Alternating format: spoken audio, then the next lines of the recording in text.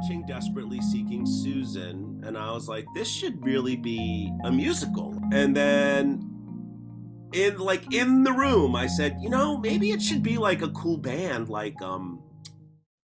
Blondie. Hi, Pete. How are you?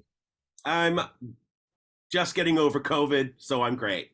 Yeah. Okay. Right. So you're nearly back to normal, as it were. But you. This is like your unofficial timestamp of when this interview took place. The time when people were like, "Oh, I just got over COVID," but I Yeah. should say COVID three. Right. Is it like the third Yeah. year? I don't Essentially. Yeah. Yeah. Yeah. know. I should say also you're speaking from New York. So it's 10 o'clock in the morning there-ish, is it? It is. It is? Okay, cool. Right. So it's 3 o'clock here, and it's a classic British winter afternoon, which is why I have my light on because no. Anyway, welcome to the channel. Thank you for coming So on. great to be here. Thank you. In a moment, you're going to talk about Desperately Seeking Susan the musical. But before we get to that, tell us about you. Tell us about you as the artist. What are you working on at the moment? What have what's cooking right now for you? Oh my gosh, it's funny. Someone just a fellow artist posted like, "What what did you learn in 2022 as an artist?" And I think I my answer was like not feeling like I had to do something. Um So that being said, I'm not doing anything.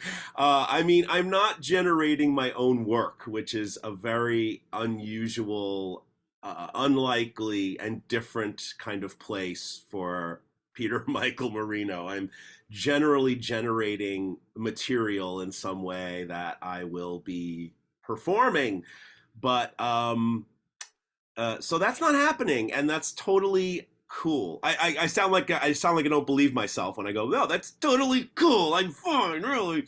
Um, but when you're a creator and you're not creating and you're okay with it, I think that's a really good place to be.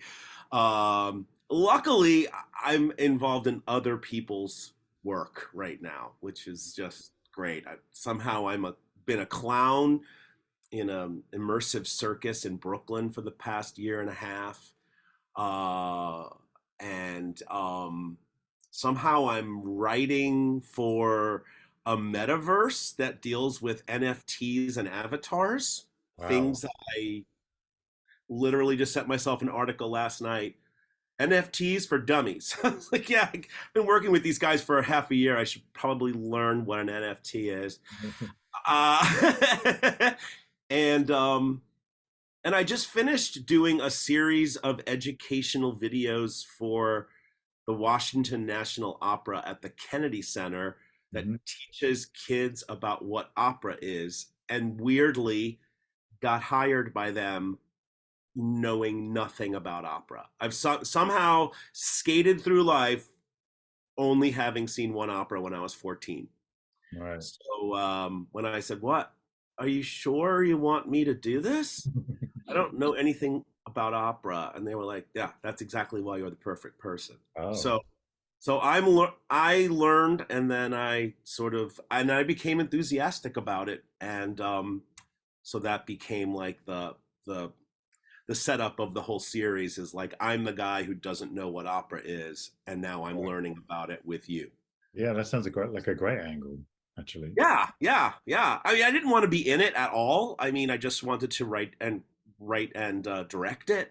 And then they were like, after like 3 months of scripts and talks, and they were like, "Well, no, we want you to be the host." And I was like, "Oh no, you don't need another middle-aged white guy telling people things, you know? I don't need to be that guy."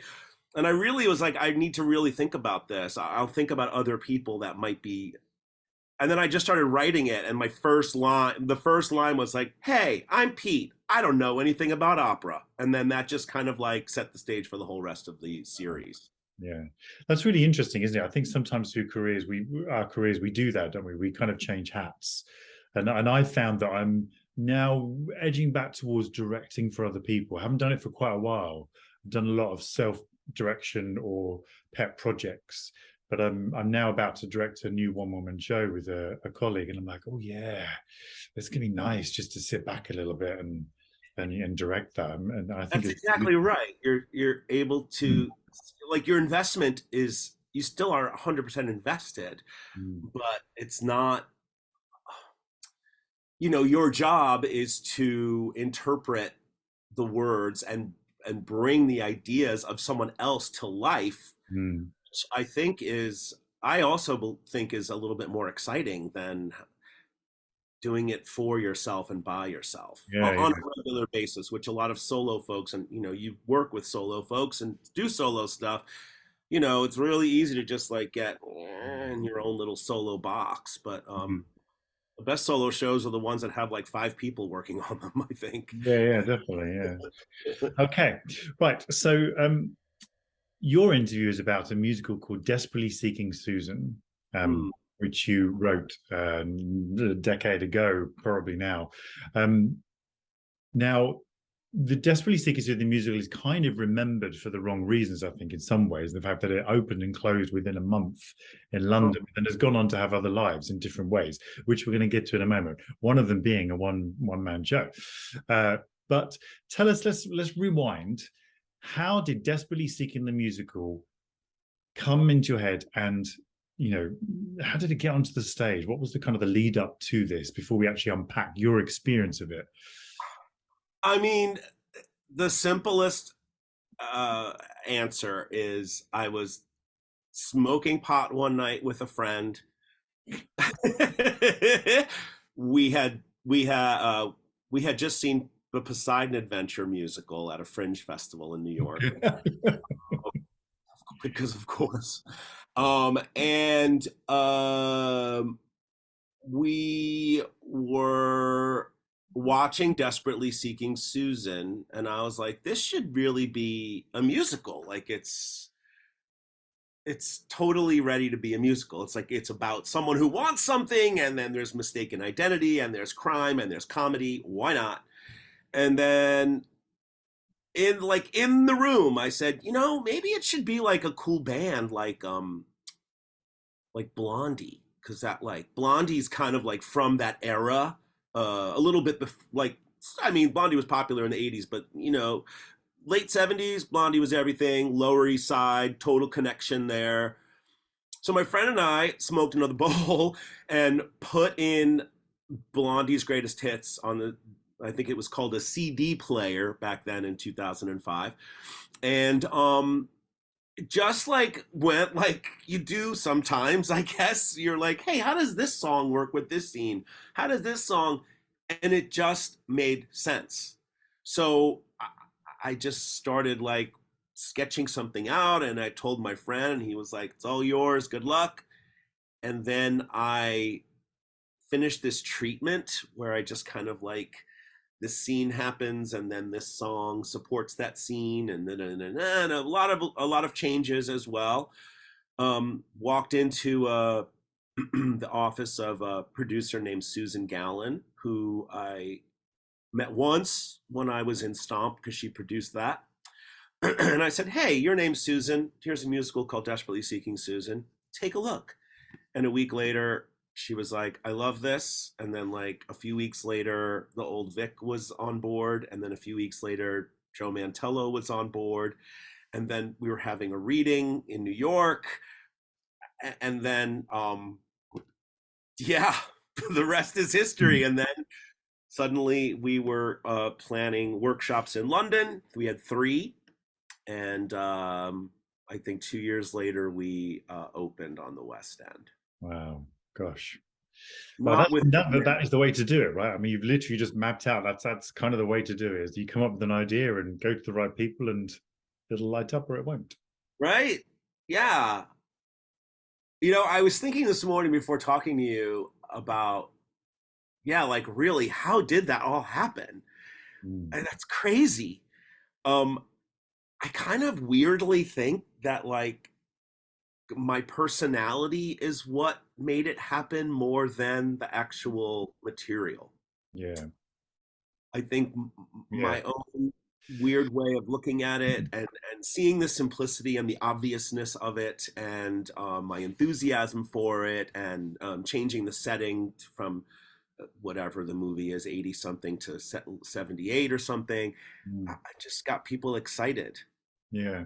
And also it's a kind of a little bit of a no-brainer to a point, isn't it? Because you have the brand of Madonna and the brand of Blondie, and Just Be Secret is the film. Be like, actually, why wouldn't this, sell and work, etc., etc. Just even on the surface judgment, you go, yes, right? But so Yeah, so then after a month, it closed. right. We had a month of previews, to Right. be Oh, it was okay, a right. month where people saw the show, and then the month of preview, and then the month that it ran. Yeah. Okay. So this was obviously very, very special to you. And everybody else can go and read up articles and reviews. They can do that if they want to. That's kind of not what we're looking at today. But this was obviously a very special pet project to you. So after that happened, how did you cope personally as an artist? Did what was your next step? I know you went to create a Desperately Seeking the Exit, but how do you handle something like that? I didn't handle it at all. I didn't.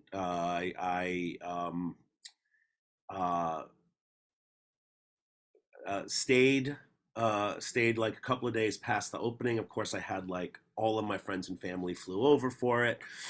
Stayed a few days past the opening. Came back. The reviews were not great, but the reviews have not been great for lots of long running successful shows. So I really never thought, oh God, we're in trouble here. I just was just like, well, it's gonna pick up. It's gonna be fine. And then then it was like just a few weeks later, I was at a film, and I saw my flip phone go off, and it was the producer, and I was like, that's weird. Why would she be calling me? And she called to tell me that they were posting the closing notice. Mm.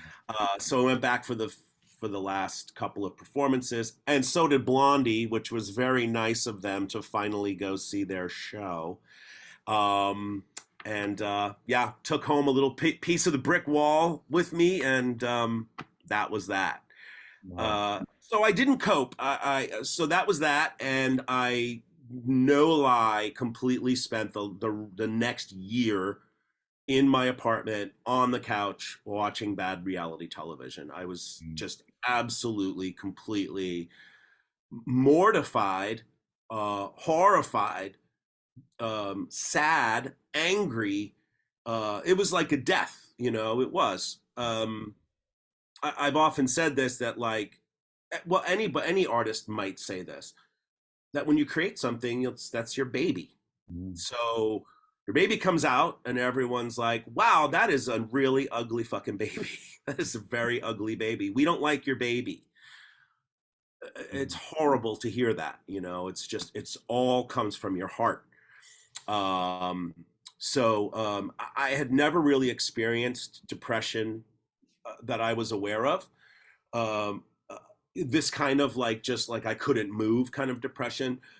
So I, went to a therapist a lot and talked through it a lot. And that was interesting too, trying to like explain this very like, what is it, like 1 in 10 billion people might have written a musical that failed on the West End. So like, you know, Yeah. having to really get into the minutia of it to explain why I was feeling the way I was feeling, and how I was feeling betrayed, and how I was feeling disappointed in myself and delusional, and what am I ever going to do next, and screw show business, I'm out of here. Because again, I think a lot of artists feel this way, like when you work really, really hard on something and a lot of people believe in you and pat your back and tell you, when Sonia Friedman sees a workshop and says, you've got a really big hit on your hands, you're like, I'm going to buy a house. Finally, here we go. All these years of struggling are going to pay off. And they didn't in any way at all. They didn't pay off monetarily. Yeah, and also the British press are quite, visceral. Their attacks can be visceral, can't they? They really can. They don't hold back. And I think it was one thing Madonna said once herself, has said that she'd never open a show in London because of our press, as it were. And I can't even imagine the scale of what you experience, because there's a 3-star review about something I've made or even something I'm in, I will maybe read it and never ever look at it again because it's so hurtful. And also because it's I think sometimes it's worse if people don't get it. They're like, get where you're coming from, get why you did this. They wanted this type of show and they didn't get it, but they failed to see that you were trying for something else. I think it's also is just as bad. I I think. think that's a really great observation. Is yeah, you're just doing you. Yeah, yeah. We had to review for one of our shows, and they said, "Well, I don't really like this type of music anyway." It's like, "What? Why are you here? Why are you watching the show? Go tell your editor to stop sending you to this stuff because you're the wrong person for it." I Man. think at that time it was like 2000. So we were workshopping like 2005 through 2007. We opened at the end of 2007, and like Facebook wasn't really a Hmm. thing then. Um, but I remembered like the PR people asking me to create this Facebook account as Susan, who is like writing about her life. I couldn't even wrap my mind around it because, of course, I'm like so particular. I'm like, well, but Susan didn't exist in 2007. Like that is the, um, and I'm not even, well, I'm sure Twitter, no, Twitter didn't exist, but like Mark Shenton existed. And he really took a lot of glee in tearing the show down before it even happened, then wound up seeing it twice. Um, and then um, wound up, was it, I don't know what the method was of communication, but I just reached out to him. Like maybe it was on Twitter, early days of Twitter. I don't even know.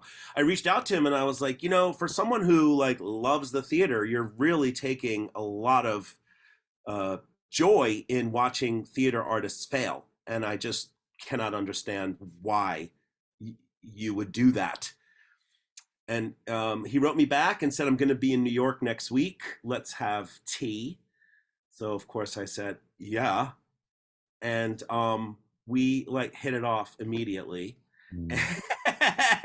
And uh, Mark did a really good job of not being an ambulance chaser for new shows for many, many, many years after that. I completely credit myself Right. as someone who made someone realize that like you're being hypocritical. Right. You're literally monetizing off of other people's uh, failure and pain, Yeah. and and this is before Mark. I mean, I could say this because we're friendly now, but this is before Mark was very public about his own struggles and pains and addictions and things like that. So I don't know if I've changed that much for people, but I haven't seen him bashing shows before they open yet. Right. Interesting. So now the next thing that happened, I think, is amazing, is that you made a one-man show about it, and it was called Desperately Seeking the Exit. And when I heard, I didn't see the musical, but when I heard about the show, I was like, I have to see this because this is the most marvelous response to everything. It's the best thing you could have ever done. And I watched it and I loved it. So how did you get there? And then, was it really useful for you? Did you find that it was some sort of catharsis? What was going on there? Because yeah, just if anybody can find it anywhere, watch. I wish I had a really easy answer for that.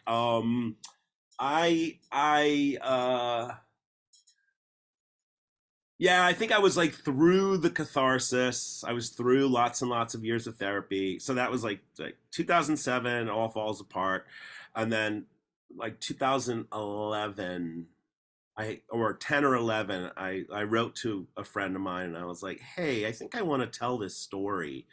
Um, right now it's called Fuck London, which which showed you where I was coming from.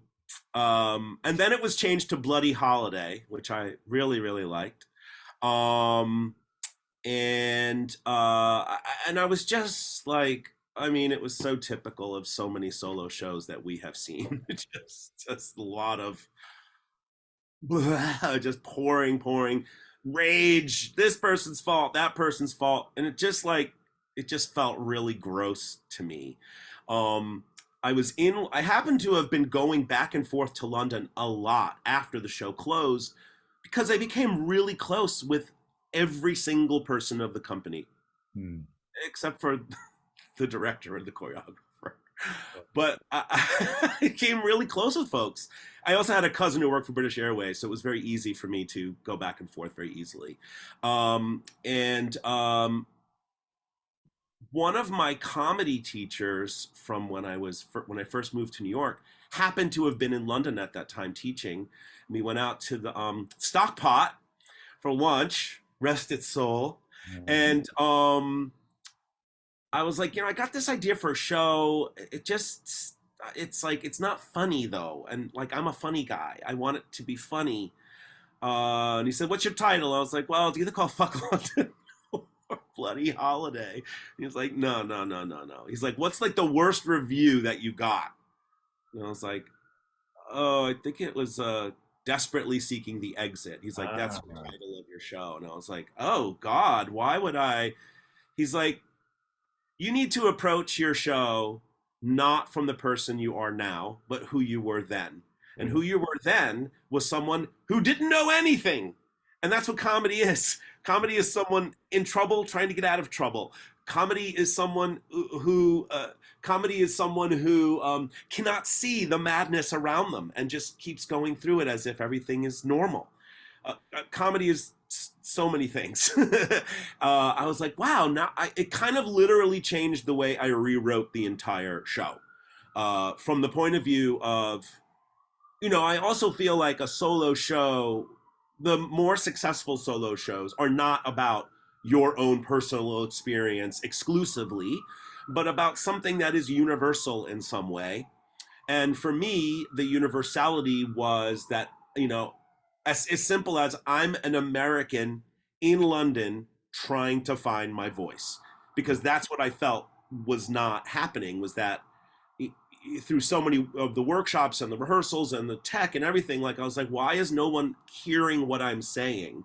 Why is no one understanding where I'm coming from? And why did what I just say, why is that offensive? Like I just didn't know. So it makes me laugh now because that's what comedy is, like just a fish out of water. So then that became kind of like the angle that I wrote the whole show from, this sort of innocent, frustrated, stupid American. mm. Yeah. So you performed it for quite a while, right? Exit. Yeah. So that took like a lot of workshopping, and I debuted it like in the basement of a bar in New York City, and like everyone and their brother, like you, was just like, what? I want to hear all the goss. It's gonna be great. And they got all the goss, and then they're all crying at the same time. And I was like, okay, so this works. So I should bring it to the Edinburgh Festival Fringe, which is where we met. Um, my first time there, didn't know anybody. Totally had a very successful first year at the Edinburgh Fringe. That does not happen, as you know, very often. And it just sort of, yeah, it just got people really jazzed about the storytelling and I called it rock and roll storytelling. Um, and and then I just like kept doing it at fringe festivals. Mm. And Kat Portman saw it the second year I did it in Edinburgh, and she just loved it and said, "I want to produce this in London at the Leicester Square Theatre. You'll do it every night for a month." And I was like, "Sounds great." Horrible idea, by the way. Never do a show every night for a month. Mm. Especially if you go to a Eurovision party and you've never been to one before and have two shows the next day. Don't Mhm. do that. Uh, but Then that also kind of lifted it up again. And then, like, all the reviewers who came to see the musical came to see the one man show about the musical, Mm. which got better reviews than the musical, which was nice. And then I just kept doing it. And then after like 2.5, 3 years, I just got really tired of telling that story and stopped. Right. Is it fair to say then that the one person show is actually a positive outcome of the whole thing? 1000%. 1,000%. Yeah. Um, that show wound up. It was very funny when I first did it over there because people were saying like, "He's so brave. He's so brave." In addition to the Tigger-like Marino, which confounded me at the moment, but now makes total sense, because Tigger's what a mess that thing is, right? Mhm. Um, we don't use references to Winnie the Pooh in describing people's characters in the States. Um, I just lost my train of thought because it just started pouring rain here. How fitting. Uh, Good So yeah, work, director. Good work. it was a positive outcome in the long term. Right, right, right, right, right. Because people were telling me their stories, and they were not showbiz stories. They were stories like, I mean, the one that I remember the most was the first year I did it at the awful football club in Edinburgh.